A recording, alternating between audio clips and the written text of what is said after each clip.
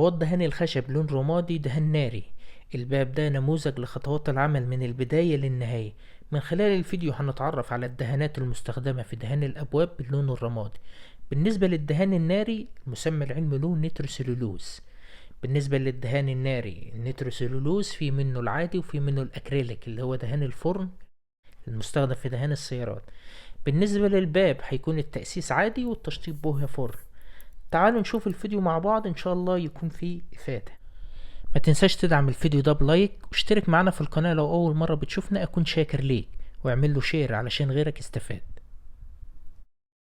من المراحل المهمة قبل دهان الخشب تغليف اكسسوارات الخشب او مفصلات الباب باستخدام التب اللاصق. في الخطوة دي هستخدم معجون مخصص للخشب. هبدأ في تقفيل الثقوب المتواجدة في الخشب باستخدام سكينة المعجون بنفس الطريقة. بالنسبة لمعجون الخشب له أسماء مختلفة في بعض الدول، يعني بعض الدول يقولوا على معجون الخشب معجون لاندوي. فيدونا في التعليقات بالنسبة للمعجون في دولتك اسمه ايه، خلي الكل يستفاد من فيديو النهاردة. زي ما حضراتكم شايفين كده أنا بقفل حوالين الصنارة الموجودة في الخشب وببدأ أقفل أي ثقوب موجودة في الخشب. المراحل دي مهمة جدا علشان تحصل على نتيجة كويسة. تبدأ تقفل أي ثقوب بنفس الطريقة، لأن الباب باب كبس موجود عليه الإطار الخارجي الصنارة، فمهم جدا إنك تبدأ تقفلها بنفس الطريقة عشان ما يبانش معاك في مراحل التشطيب. بعد جفاف المعجون تقريبا بنص ساعة هستخدم هنا صنفرة. بالنسبة للصنارة هستخدم لها صنفرة معينة، وبالنسبة للباب الكبس هستخدم له صنفرة معينة. طيب بالنسبة للسويدي هستخدم له صنفرة رقمها 100، وبالنسبة للباب الكبس هستخدم له صنفرة رقمها 180. لا يفضل طبعا تستخدم صنفرة خشنة هنا على الباب الكبس، لأن طبعا الباب لو استخدمت له صنفرة خشنة هيخربش معاك الباب وهيكون باين معاك في مراحل التشطيب. زي ما حضراتكم شايفين أنا كده انتهيت من مراحل الصنفرة. أنا عايز هنا أبدأ في عملية التأسيس، فهستخدم هنا أساس سكني، وهستخدم معاه سيلر أخشاب سيلر بروتين، وهستخدم معاهم مذيب السريع أو التنر الحار أو مخفف أكريليك. بالنسبة للأساس أنا هضيف عليه سيلر بنسبة قد ايه هنا، وليكن لو هتستخدم كيلو ضيف ربع كيلو من السيلر. عايز تضيف نفس النسبة 1 سيلر على 1 أساس عادي. عايز تشتغل بأساس فقط مفيش مشكلة. طريقة التخفيف باستخدام مخفف أكريليك بنسبة من 1 ل1. الدهانات النارية كلها يا جماعة بتتخفي من 1 ل1. تمام كده. في الخطوة دي أنا بستخدم مسدس الدهانات وببدأ أرش طبقتين أو 3 طبقات بنفس الطريقة. لو عايز تستخدم المسدس أو إزاي بنستخدم المسدس، احنا عملنا فيديو سابق على القناة لخطوات استخدام مسدس الدهانات. الفيديو ده هسيبهولك في علامة الأي فوق. زي ما حضراتكم شايفين ده الشكل النهائي للباب. هترك الباب تقريبا ساعة أو نص ساعة. بس هنا مهم جدا بعد مراحل التأسيس من فوائد الأساس أو الفيلر ان هو بيظهر لي التفاصيل البسيطة اللي حضراتكم شايفينها دي، فاحنا ما ينفعش نسيبها، لا هنستخدم ليها التفاصيل البسيطة. هنستخدم ليها معجون دوكو المسمى العلمي له نيتروسيلولوز، وحاجة على التفاصيل البسيطة هبدأ باستخدام سكينة المعجون وهبدأ أقفلها بنفس الطريقة. طيب هل هنا ممكن نستبدل معجون الدوكو بمعجون اللي هو الخشب الجاهز؟ لا، بعد مراحل التأسيس استخدم معجون قوي زي معجون الدوكو او المعجون الحديد. لو مستاهل انك تستخدم معجون حديد استخدم معجون حديد، بس انا افضل هنا بعد التأسيس استخدم له معجون دوكو. زي ما حضراتكم شايفين كده الشكل النهائي للباب. بعد تقريبا ساعة هستخدم صنفرة ناعمة، صنفرة رقمها 180، وهصنفر الباب بجميع تفاصيله بنفس الطريقة.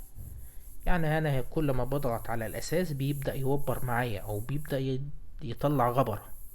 الغبرة دي بيبين لك ان الاساس كويس جدا، يعني كل ما بترش طبقتين او 3 طبقات فاكثر يكون افضل.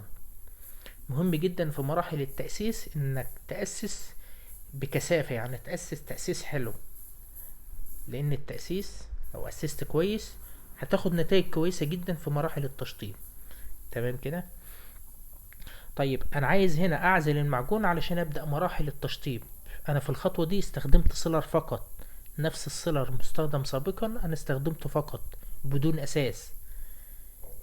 استخدمت واحد سيلر على واحد تنر، وطبعا اضفت عليهم المصلب،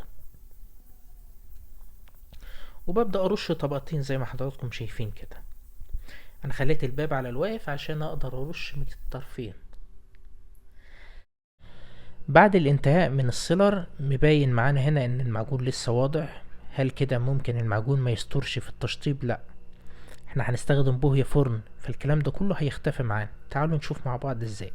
احنا هنا وصلنا للمرحلة الأخيرة في دهان الباب. هستخدم بوية سيارات مط مع بوية سيارات لامع، وهستخدم معهم اسود دوكو مط، وهضيف بنسبة بسيطة على اللون الأبيض. بنسبة قد ايه؟ بنسبة يعني حاجات لا تذكر. يعني انت بتحط اللون الأسود لغاية ما توصل للدرجة اللي حضرتك عايزها. يعني أنا عايز لون رمادي وسط، فأنا حصلت على النتيجة اللي حضراتكم شايفين.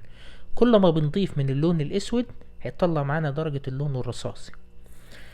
طريقة التخفيف باستخدام مخفف أكريليك، وهنا طبعا ما تنساش المصلب أو المنشف، منشف أكريليك. بنسبة قد ايه؟ يعني وليكن البوهية الفرن لها نسب معينة، بس أنا هنا استخدمت بوهية فرن نسبة بسيطة، ربع كيلو فقط على كيلو مط. بالتالي هحصل على دهان فرن ربع لمعة. وكمان خلط البوهيات بيعتمد على قوام المستخدم. يعني انا ممكن استخدم بوهية فرن مع بوهية مط القوام بتاعها ضعيف، فممكن اضيف بدل ربع كيلو لامع ممكن اضيف نص كيلو. بيعتمد على القوام المستخدم في البوهيات. زي ما حضراتكم شايفين كده انا ببدأ ارش اول طبقة على الباب البوهية الفرن الربع لمعة. كده انا استخدمت المسدس وبرش اول طبقة. طيب بعد تشطيب اول طبقة بيبدأ يظهر لي تفاصيل بسيطة. هل نسيبها؟ لا، بنفس المعجون، المعجون الدوكو، وحاجة على التفاصيل البسيطة همعجنها وانتظر نص ساعة، وبعدين اصنفرها وابدأ ارش الطبقة التانية زي ما حضراتكم شايفين كده. كده اخر طبقة معانا ببدأ ارشها باستخدام المسدس. ببدأ ارش طبقة واتنين وتلاتة لغاية ما احصل على القوام اللي حضراتكم شايفينه او التشطيب النهائي. بالنسبة للتشطيب لو مشطب مط حتى بيبقى مبين معاك بنفس اللمعة كده او اللمعة باينة فيه، بس بعد التشطيب بيظهر معاك بالطريقة اللي حضراتكم شايفينها دي. يعني بسم الله ما شاء الله، حاجة جميلة جدا وحاجة راقية جدا. ده كده الشكل النهائي للباب وشكل الحل. نفس الخطوات في تأسيس الباب، نفس الخطوات في تأسيس الحل. أتمنى أكون أفدتك من خلال فيديو النهاردة. ما تنساش تدعمنا بلايك واشترك معنا في القناة واعمل شير علشان غيرك يستفاد. ما تنساش دعوتكم لينا بالتوفيق. اللهم اجزيه خيرا في الدنيا والآخرة. في الختام ما تنساش تصلي على رسول الله في تعليق. خلينا نجعلها أكبر صلاة على سيدنا محمد في هذا اليوم. في الختام